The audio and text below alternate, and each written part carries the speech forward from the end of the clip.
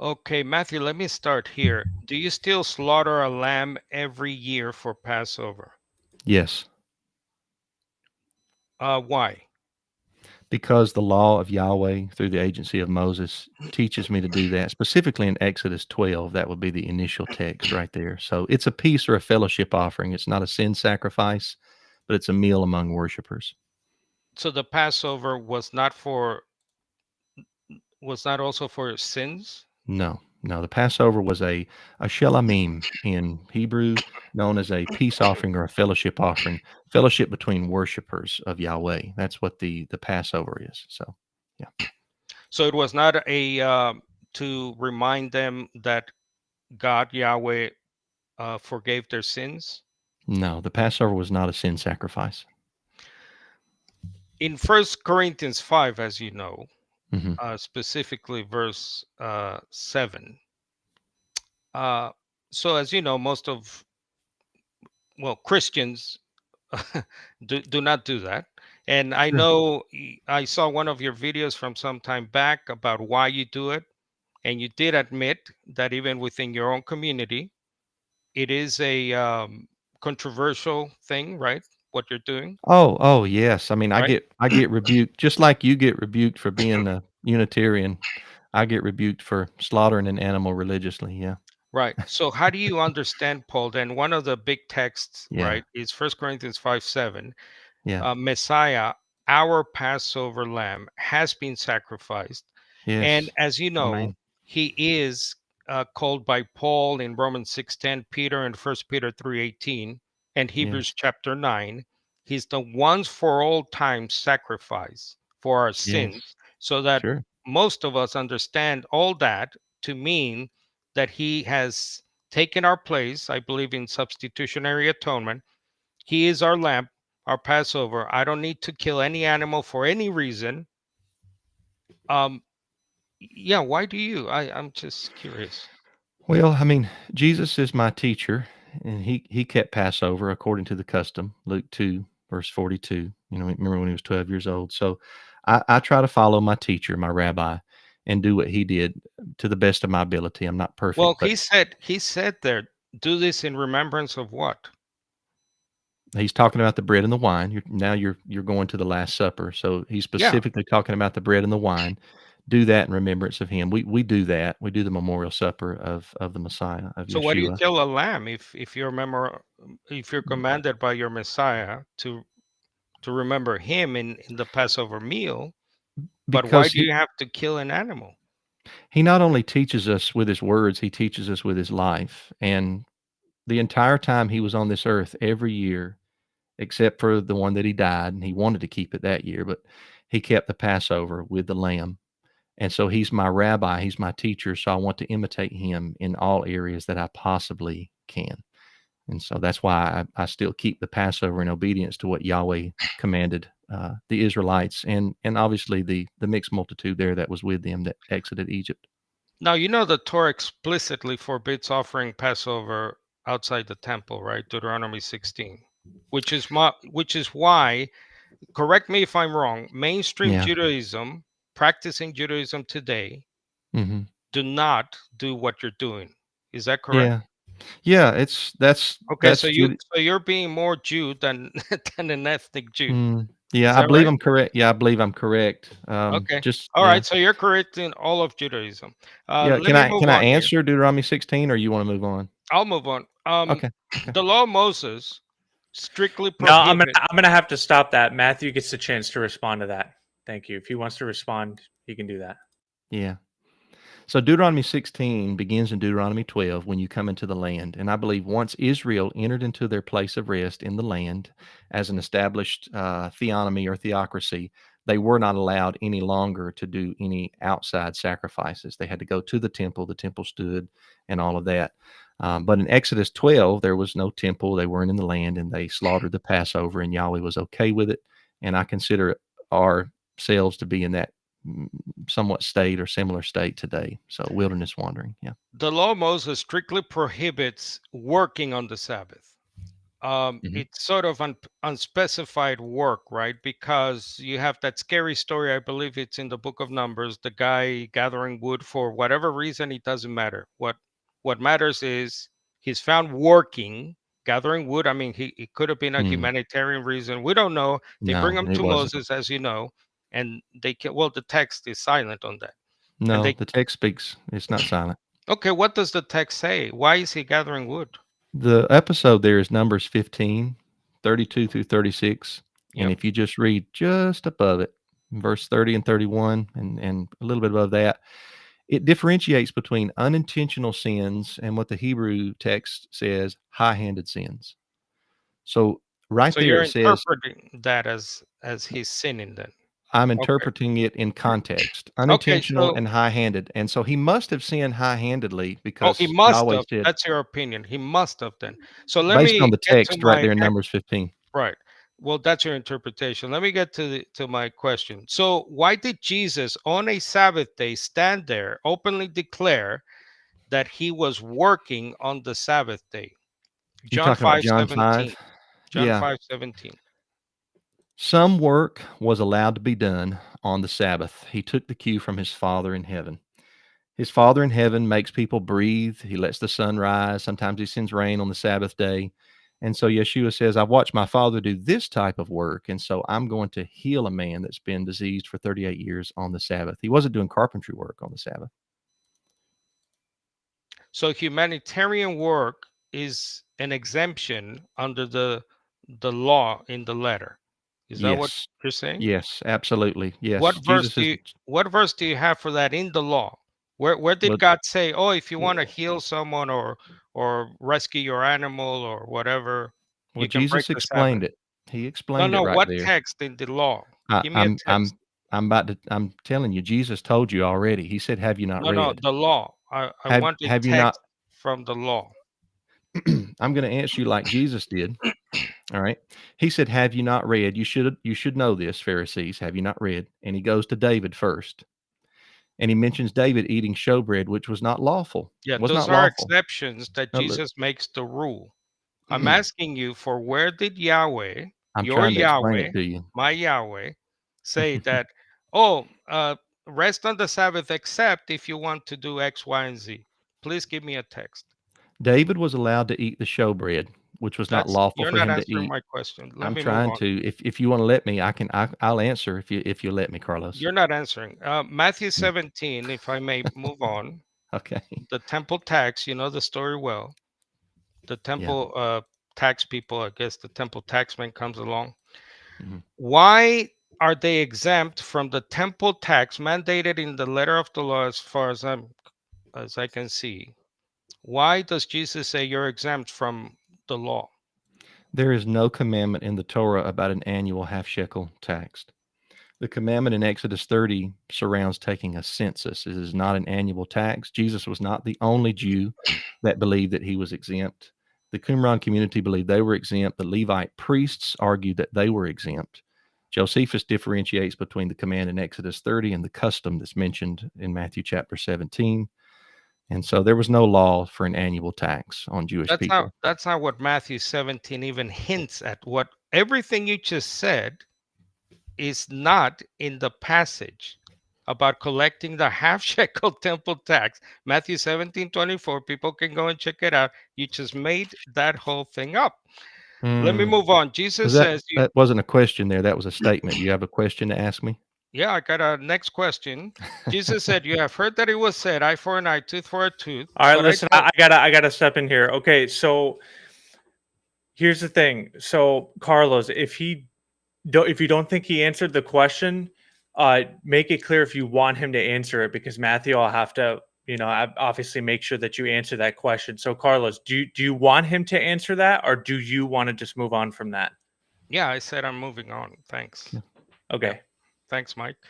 Jesus says, you have heard that it was said, eye for an eye, tooth for a tooth in Matthew 5. But I tell you, do not resist an evil person. How is this not a direct change of, or yeah, let's call it change of the eye for an eye? Show no pity of Deuteronomy 19, verse 21. Deuteronomy 19 is specifically written to the judges of Israel.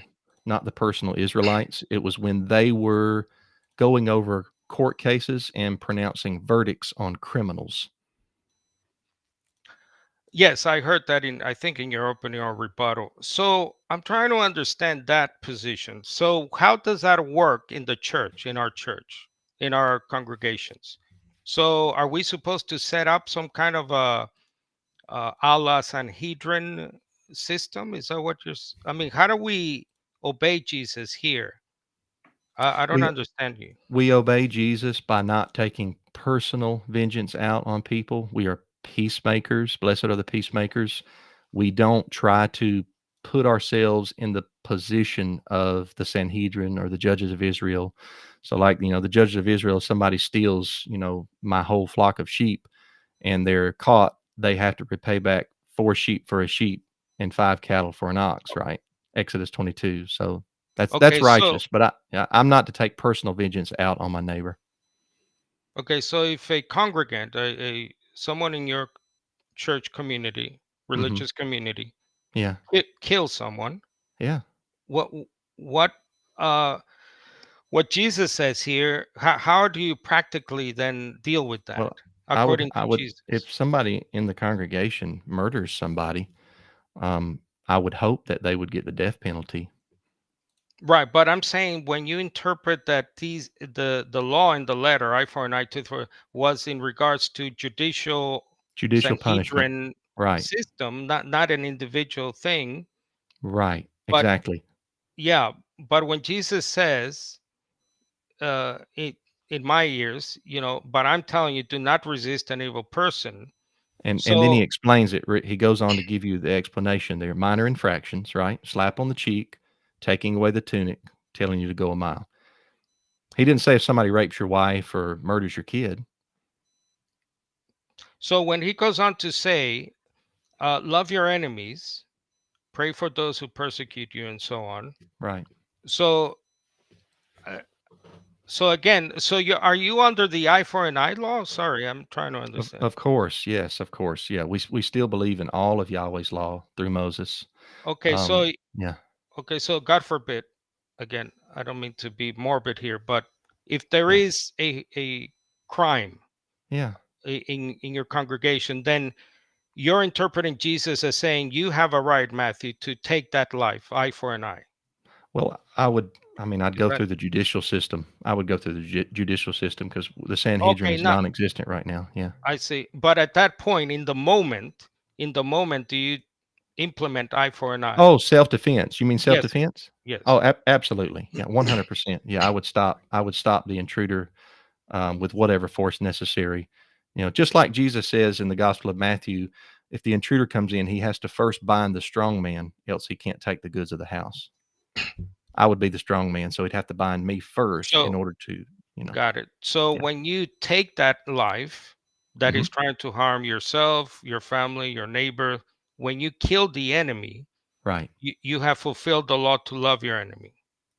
Um, love your enemy in Matthew 5:43 through 48 isn't saying that you cannot practice self-defense if somebody's trying to murder your family. Well, killing someone is not very loving, is it? Well, I'm doing it out of self-defense. It's either my wife die or the intruder die. Why didn't Jesus say that, by the way? The He could have. love that the love that Jesus, the way he illustrates it is the sunshine and the rain.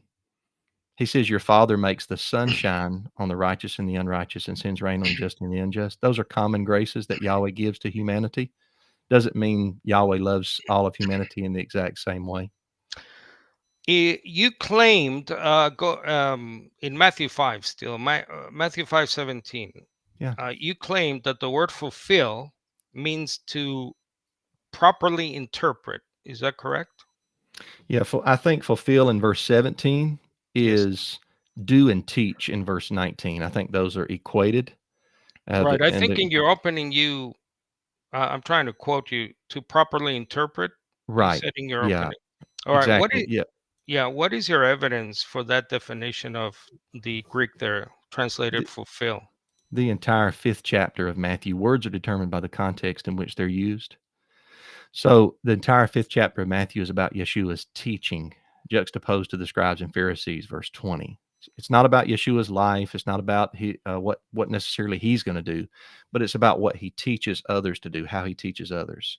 That's why he said, "You've heard it has been said this. Scribes and Pharisees have said this, but I'm going to tell you this. My halakha is better. It is different than theirs in these cases." I'm trying to understand, Matthew, why you're changing the meaning of a word, and it sounds like you're saying because of the context. Because no translation, as you know, no lexicon that I know interprets the word translated fulfill as to properly interpret. Yeah, I'm fine with the word fulfill. I'm fine with the translation, Carlos. I don't have a problem with that. But words are defined. Words have no definition apart from their context. You know that. Yeah, but you're And so changing the meaning of a no. word that is not one of the meanings for the word. Hmm. That's my point. Do you Yeah. see? Okay. No, If I don't. it, yeah, Thayer's Greek lexicon actually defines it the way that's that the I do problem. on Matthew Well, any 5:17. So English language, just any diction. Anyway, if Jesus let's go to Matthew 19, the marriage and divorce issue, as you sure, know. sure. If Jesus teaching there is merely him, I don't know, interpreting or clarifying Moses rather than changing Moses. Yeah, So why did Jesus say, so I'm going to read here, Moses permitted you to divorce, and then he gives the reason because their heart were hardness or hardness of heart. right. But he says, from the beginning it was not so.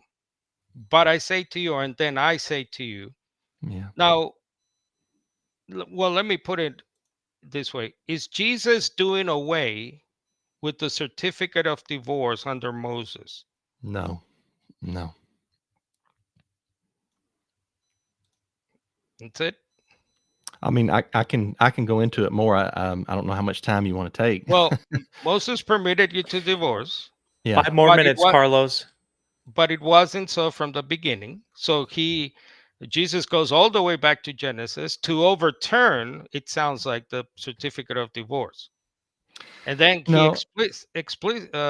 explicitly contrasts and overrides the permission there. Yeah. A lot of things weren't so from the beginning. It wasn't so to wear clothes from the beginning either. But after the fall of mankind, Yahweh gives laws to regulate how we live. Right. In Deuteronomy 24, Yahweh gave a law that protected women. It was for the Um, protection of women. Men were allowed to have multiple wives. It wasn't for the right. protection of the men, but it's for the protection of the woman so she could be loved by a proper man. So if she found no favor in his eyes because he found some unclean or indecent thing in her, he could write out a certificate, put it in her hand, and send her out of his house. She could go be another man's wife. Sorry, Jesus is not overturning that in Matthew chapter 19. Mike, did you say 2 minutes or sorry? No, Uh, you have about 4 more minutes. okay, About. good. Thank you. Let's see. Galatians 5, verse 11. Now you've said that obviously we had a debate about Paul, and Yeah. That's you're not being about Jesus, is it? Galatians 5. right, but you're consistent in and I appreciate that in saying that Yeah. Paul says I imitate Messiah Jesus, and Paul was under the law. So it's by extension, right? He's under the law because Jesus was under the law. He was And a in good 5, disciple. right, in your interpretation, in 5:11 he says, as for me, brothers and sisters, if I were still preaching circumcision, why am I still being persecuted? Right. Uh, so I think twice there he says, if I were still preaching circumcision, meaning he was not. So why are you? I invite everybody to go watch that debate Carlos and I had a few years back, and we go over this text extensively. But Paul did not teach circumcision as a prerequisite for the forgiveness of sins. It was particular doctrine of circumcision that Paul did not teach. But he did take Timothy, had the boy circumcised before they started the ministry there in Acts 16. So he must not be against all circumcision of grown adult men. Why didn't he circumcise? Was it Titus? There was pressure from false brethren that had Is came that what the in. text says? Yeah, he says, "And that because of false Oh, brethren." because of the false brethren, Yeah, I I'm mean, not circumcising Titus. Galatians chapter 2, yeah. They And were pressuring Titus, and Paul didn't want Titus to think that the act of circumcision forgave his sin, and so he didn't require Titus. He didn't pressure Titus to be circumcised right there. For the record, I know, but are you under the Sinai covenant in Moses or new covenant in Messiah? Anybody can go listen to our debate, and you asked me that question, and I answered it about Paul. So this debate's about if Jesus practiced or preached the law of Moses. If Jesus expects his church to remain under Torah, why was this not the conclusion reached by the Jerusalem Council? It was. They actually did reach that conclusion. They just didn't plop the entire Torah down on the Gentiles all at one time. That'd be way too big of a yoke for anybody to bear. They started them off with 4 laws, and then they could go to synagogue on Shabbat, Acts 15:21, and they'd hear Moses be preached. And over time, they would grow in grace and knowledge. Yeah. You wrote that Jesus was not prohibiting all oaths in Matthew 5, and you noted Deuteronomy 6:13 permits swearing in God's name. And instead, you said he was rejecting the Pharisees' practice of making non-binding oaths by swearing on things, other than the divine name to evade responsibility. And Jesus lists heaven, earth, and so on. But then you quoted Jesus, and this is in an article, by the way, I read from you. And you quoted Jesus as saying, "Don't take this kind of oath at all." Now, that that's not what the Greek says, right? He's explaining what he just said. When he says take no oath at all, that's what you want me to say. Take no oath at all. He's explaining the oaths that he just mentioned against taking. Don't swear by the hair of your head, your beard, a stack of Bibles, your mother's grave, so forth and so on. Thank you. You're welcome, buddy.